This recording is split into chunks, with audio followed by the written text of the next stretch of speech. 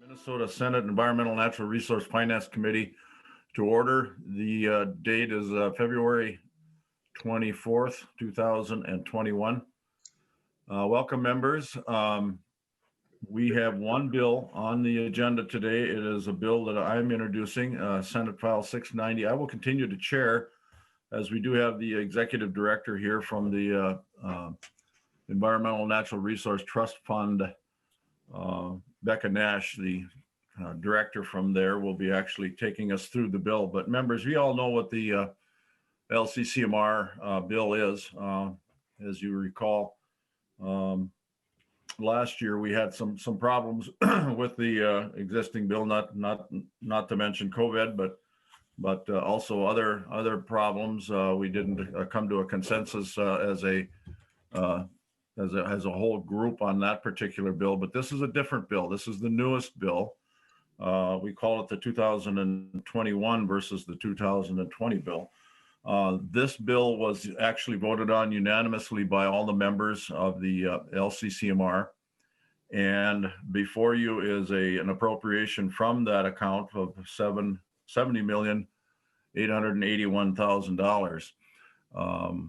And of course, that comes from the trust fund that continues to grow, and the corpus, which is becoming larger and larger all the time. And it was the will of the voters at that time to put those dollars back into the environment, and that's what we do. We do it on a basis. First of all, I'd like to thank the staff and everyone for putting this together, doing all the work to put our folks together, and the co-chairs from the House and also the Citizens co-chair. Thanks to them for the work they do, and all the members. We are changing some membership now, but the governor's office is just appointing new members, and we'll be starting on our next year's appropriation quite soon, I'm sure. So with that, members, Senate file number 690, which incidentally will be held over for possible inclusion at the end of the meeting.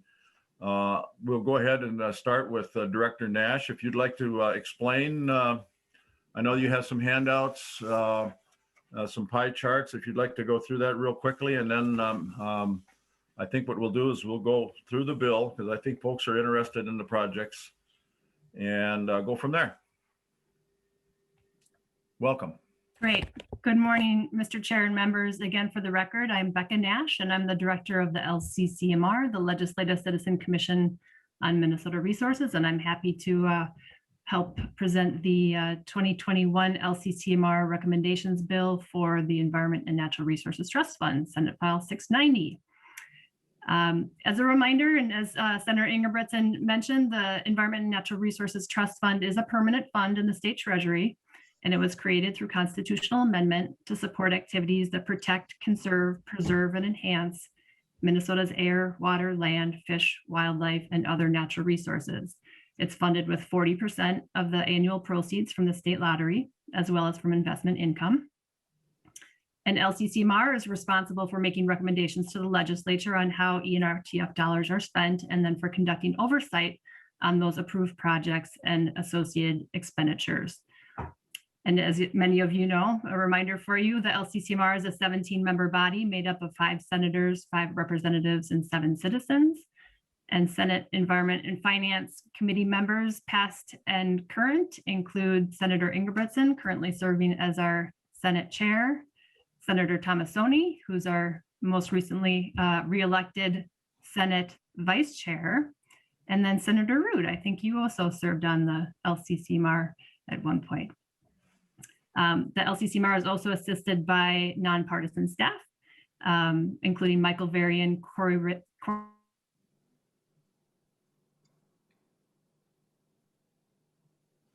for spending per the Constitution is up to 5.5% of the value of the fund on June 30th of the even years before the start of the biennium.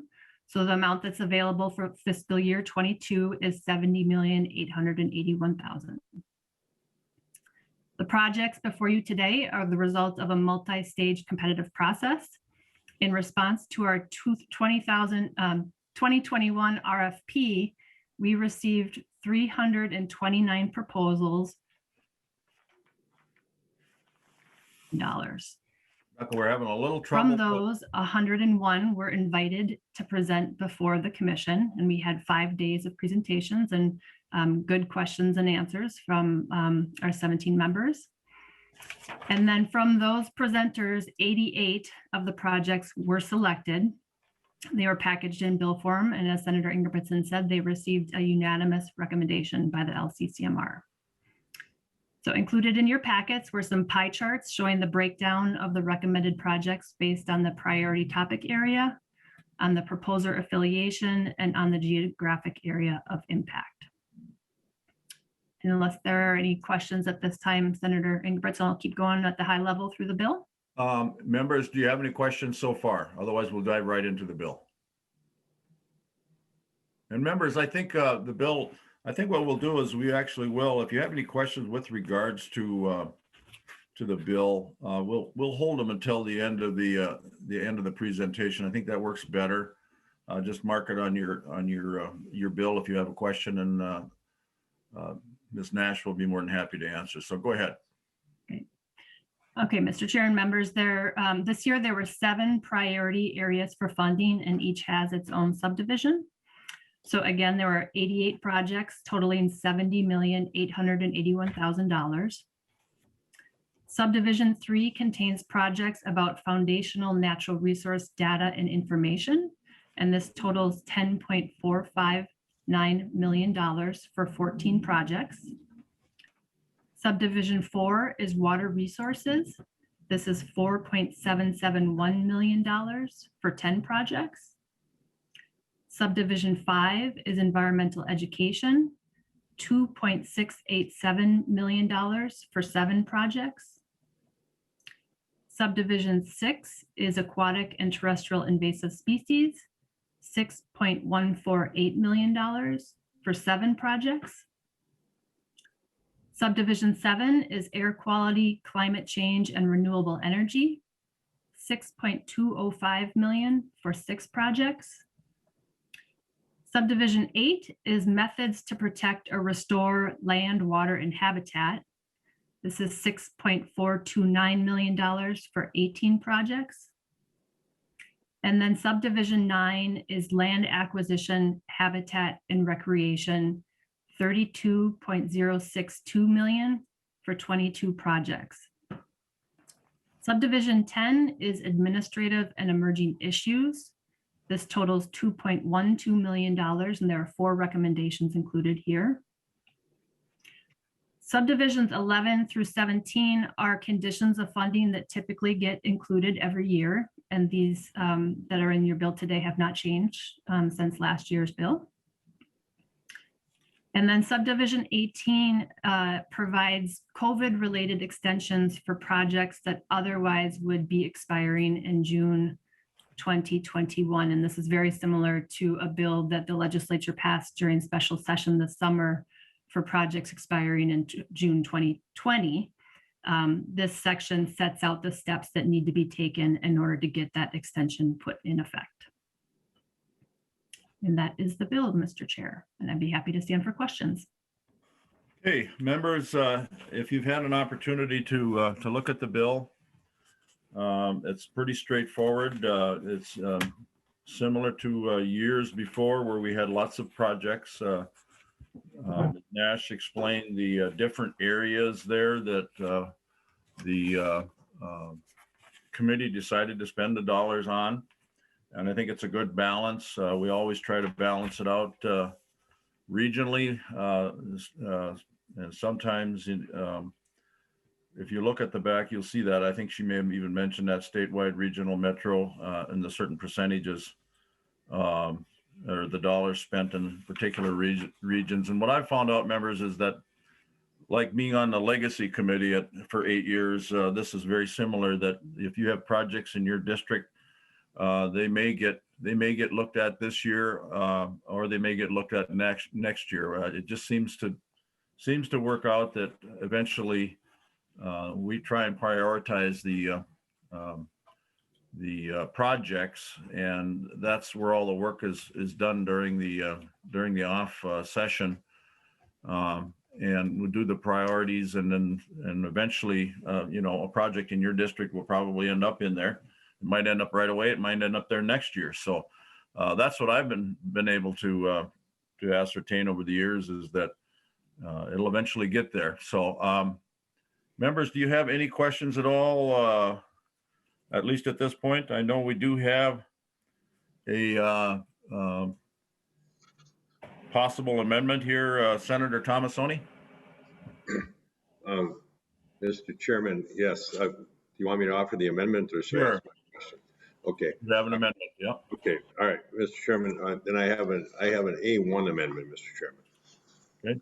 Members, do you have a copy of the A1 amendment? Okay, Ms. Nash does not have one. Staff, can you somehow put that up on the screen, or maybe it's easier to just go ahead and identify it? I think it's something we've talked about before, Senator Thomasoni, is that correct? Yeah, Mr. Chairman, this is kind of left over from the 2018 bill, so it's not any new money. It's just using some money that was dedicated to the Duluth Airport Authority for the Minnesota Point Pine Forest Scientific and Natural Area on Lake Superior. They had to move the runway at the airport there because of the old growth forest that's there, and the estimation for acquiring the land was $500,000, and they didn't use all of it for acquiring the land, and so we just want to allow them to be able to continue to use the rest of the money for to continue the project of relocating the airport runway. And so this just uses the money for the same project. It just doesn't use it all in exactly the same place that it was originally dedicated. So it allows the commissioner to let the Duluth Airport Authority to use the money for the rest of the project. Thank you, Senator. That was a good, I think, a pretty good description. I think members probably remember that, but maybe we can go to Ben Stanley and just have him, being everybody doesn't have, there's not a lot of copies of them out here. Go through the Mr. Chairman, as well. Chairman, I can read if you want me to read the actual amendment, it's in reference to a $500,000 the second year from the trust fund to the Commissioner of Natural Resources in cooperation with the Duluth Airport Authority to acquire approximately 10 acres as an addition to the designated Minnesota Point Pine Forest Scientific and Natural Area located along the shores of Lake Superior. And then here's the new language. Any balance remaining in the appropriation not needed for the acquisition is available to the commissioner for a grant to the Duluth Airport Authority to use to protect the Minnesota Point Pine Forest Scientific and Natural Area by relocating an airport runway. The appropriation is available until June 30th, 2021. There it is up on the screen. So okay, it's up on the screen now. So it uses the money for the same project. Basically, it just allows it to be used in a different way. And it's not taking any money, Senator, the way I understand it, out of the appropriation for No, this is money that's already been appropriated, Mr. Chairman, from 2018, and allowing the airport authority to use it for the same project. Yeah, I do remember lots of discussion about this over the last year and a half. Again, time just flies here, but Senator Dibble. Thank you, Mr. Chair. I'm just curious if anyone knows, I mean, this is fine. This sounds like a good idea. Just curious to know how much balance does remain, how much money was not used. We have someone from SCH here, Mr. Chairman, that can answer Senator Dibble's question. Sure, that's fine. That'd be good. Who is it? And please come forward and identify yourself. Good morning, everyone. My name is Casey Nowicki, and I am an airport planner with SCH. And I believe the appraised value from the DNR's appraisal for the land was just over $80,000. I don't have the exact dollar amount, but just a little bit over $80,000 for the appraised value for the land. Senator Dibble, follow up. Yeah, and my question was how much money from this $500,000 appropriation remains to be used for this purpose? Who would like to take that? Ms. Mis- Nowaki uh, or Senator Thomasoni? Well, Mr. Chairman, it's the difference between 580, so 420,000, I guess. But maybe Becca knows better. Becca? Mr. Chair, members, just to clarify, the original appropriation had funds budgeted for DNR staff time and professional services. And so some of that money has already been spent for those purposes to conduct the appraisal, for example, and do the appraisal review. So I don't have completely up-to-date numbers, but I know that there has been at least $50,000 are spent already. So it'd be 50 plus 80,000, I think. So, Senator Dibble. okay, I'm understanding the proposal better. So, so land needs to be acquired, but then the runway work needs to be done, and this is going to help with the runway work. That's correct. All right, thank you. All right, thanks. Thank you. Members, any other questions on the amendment? Seeing none, all those in favor with your mute and your video ready to go. All those in favor say aye. Aye. Aye. Opposed, same sign. The amendment is adopted. Thank you, Mr. Chairman. Mr. Chairman, can I ask Ms. Nash a question? Certainly you can. Senator Thomasoni, Ms. Nash. In your explanation of the bill, there was you said something about, right toward the end of the bill, you said something about this is something that was in last year's bill also. And was it something that we put in a bill every year, or is it in this year's bill because last year's bill didn't pass? You know what I'm talking about? Ms. Okay. Nash? Yes. Mr. Chair, Senator Thomasoni, this was actually a standalone bill that was passed during first special session that provided, we called them global extensions for due to COVID. So it's only because of the delays that people encountered, especially at the beginning of the COVID, outbreak. And so that was passed during first special session for projects expiring in 2020. And now we have kind of the next crop of projects that would be expiring in 2021, but they also experienced delays, especially at the beginning due to COVID. And so we have about 40 projects that would be expiring that faced significant delays and just need a little bit more time in order to finish their work. Okay, thank you. Okay. Members, I don't see any other discussion here. I do have one issue that I'd like to bring up, and it was talked about with the commission fairly extensively in a couple of different times. And it's a bill that I put forward along with, at that time, co-chair Heinzman a couple of years ago. And actually during special session, we had the bill actually put out there or introduced, and we didn't get a hearing on it. And just so you know that I'm pursuing this, and it's headed to child protection background checks. And what it intends to do is any appropriation by the LCCMR to a group where children are involved with those projects, we're going to require that a background check be done on the adult supervision supervisors. And members, you should know that most generally all of those people that are working with kids have that kind of background. As you well know, that's been a big issue over the last years. We just want, we had one member that was really adamant about putting that in there. I don't think anybody's going to have a problem with that, but it has to go through judiciary in a bill form.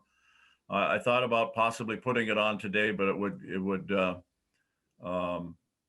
it doesn't have to be on. It doesn't have to be on today, at least at this point. So just kind of be aware that might be coming forward. I'm not so sure that you'll be involved. Judiciary might be involved. Those of you on here that are on there with me, but I'm not actually going to put that forward as an amendment, but just kind of a heads up, if you will. Members, any other questions at all, or maybe some questions about that? Senator Dibble. Yeah, to that, I'm familiar with the issue in passing And, you know, on its face, of course, it makes a lot of sense. We want to keep young people safe. But I'm also aware that it's kind of a large proposal, kind of maybe overshoots the mark a little bit and puts a lot of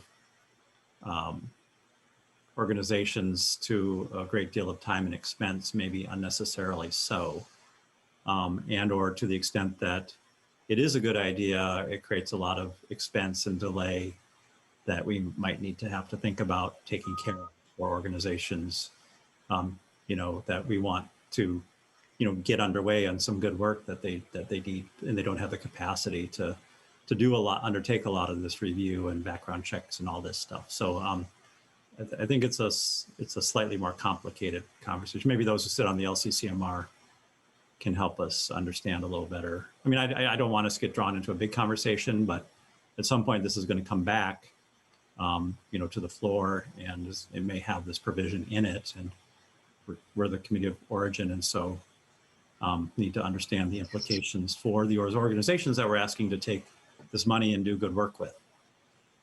Yes, and I appreciate that, and not only here, I think Senator Dibble with legacy funding as well, and I think, you know, I don't know how anybody can argue with anything like this. However, you're right, there are some costs and some implications of additional costs, but again, I don't have any of those numbers for you. That's why I'm not going to offer it right now. I don't have those numbers available as to what percentage of our folks that you know come forward that don't do it, and of course the majority of them don't have people under the age of 18 working with them. But those that do, I'm sure, you know, I think we're going to be talking about very few people that will be required to do it. And I don't think it's a real terribly expense, but I will do the research on that and bring it forward someplace else, and just so it gets done. I think it just needs to be done. And I haven't talked to the legacy folks. Senator Rood is here. Maybe she's aware of it. I think she may be aware of it, but again, it needs a little extra work. So, any further discussions on the Senate file before you? Members, okay. Members, Senate file. Can I just ask, sorry, can I just ask one couple of questions of maybe of you or of Ms. Nash or whomever? Yeah. Of you, Mr. Chair, you alluded to last year's bill getting caught up and, you know, differences of opinion. Do we think this year's bill is going to get caught up, or are we going to try to move this forward as a standalone on the floor and get it through? Or, you know, what do you anticipate be the path? Or are we going to get this connected to other unrelated issues, or try to fold it into an omnibus bill, or what is your intention? Well, my intention is kind of about 95% knowing that it you know, may be standalone, but at this point in time, I'm going to hold it over. There's really no real big rush with this. But at this time, you know, in general, what it has happened in the past, as you well know, they do definitely come standalone, as we call a clean bill, you know, so it's not attached to anything. But I haven't decided yet whether that's going to happen. But I think in the near future, you'll see this. Now, with regards to the 2020 bill, that is still there. It's still certainly active. Exactly when I'm going to be bringing forward that bill, it still needs a little discussion by our caucus, and we'll certainly let you know when that happens. Thank you. And then, you know, a point I brought up on the floor when I was urging its passage, and I'll bring up about this bill, is it represents, you know, last year's bill, I think, represented, you know, 200 and some jobs. I mean, so we're in a time in which every job is highly valued because of the economic downturn. Do we know how many jobs this bill, which is larger, represents? Ms. Nash. Mr. Chair, Senator Dibble, it's the estimate we have is actually 510 full-time jobs included in this bill. Thank you. Thank you. Dibble. So fearless leader, encourage as much fearlessness and as much leadership as you can muster on behalf of this bill. Well, and you know, really appreciate that heading because that might come back to haunt you someday. What I need everybody else to understand that the administration knows that those jobs went went without jobs last year too. So they were part of the equation, but not a very big part because I didn't get a whole lot of movement out of the administration. So, Senator Thomasoni. Thank you, Mr. Chairman. Mr. Chairman, I was just informed that line 1.33 of my amendment should be changed from 2021 to 2022. Is that okay if we do that in a form of a motion?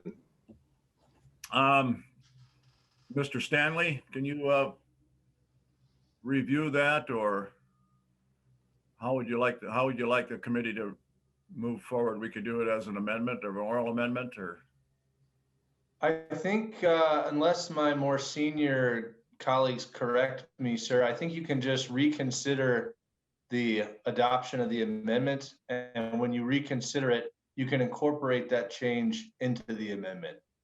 Mr. Chair. Mr. Knopf, welcome. Yeah, I don't know if that sounds a little complicated. I think Senator Thomasoni can just move to amend the previously adopted A1 amendment on line 1.33, delete 2021 and insert 2022. I don't think you need to reconsider the whole amendment. You just amend the previously adopted amendment. In committee, we don't have to be quite so formal. Advice well taken. Senator Thomasoni. Okay, so I'll make that motion, Mr. Chairman, to amend the previously adopted amendment on line 1.33, change 2021 to 2022. That's a technical amendment. Members, any other questions? Hearing none, all in favor, please say aye and raise your thumb. Aye. Aye. Again, same sign. The oral amendment is adopted. Members, any other questions on Senate File 690? Seeing none, thank you very much. It will be laid over for possible inclusion, and that concludes the meeting. Darn, we got some time on our hands. How about that? So with that, we'll adjourn. Thank you. Thank you.